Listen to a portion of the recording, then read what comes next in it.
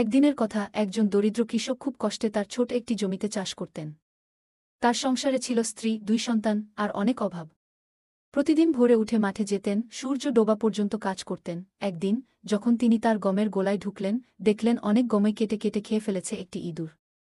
তিনি খুব রাগ করলেন।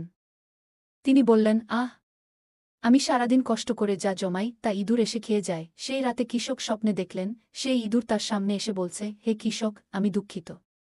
আমি গরিব, আমি খেতে পাই না। আমি শুধু একটু গম খেয়েছি। বাঁচার জন্য কৃষক জিজ্ঞেস করল, তুমি যদি সত্যিই কৃতজ্ঞ হও, তাহলে আমাকে কিছু উপকার করো। ইঁদুরটি বলল, তুমি কাল সকালে মাঠে গিয়ে যেখানে সূর্যের আলো ঠিক পড়ে সেখানে খুঁড়ো। তুমি কিছু পাবে। পরদিন কৃষক সেই জায়গায় খুঁড়ে বের করলেন একটি ছোট পাত্র, যার ভিতরে ছিল সোনার কয়েন। তিনি সেই টাকা দিয়ে জমি বাড়ালেন, গরু কিনলেন, আর তার পরিবার নিয়ে সুখে থাকতে লাগলেন। তবে কৃষক সেই ইঁদুরটিকে কখনো তাড়ায়নি, বরং রোজ গমের গোলার পাশে একটু খাবার রেখে দিত। শিক্ষা: দয়া করলে ভাগ্য একদিন ফিরবেই। সাহায্য করলে সাহায্য ফিরে আসে।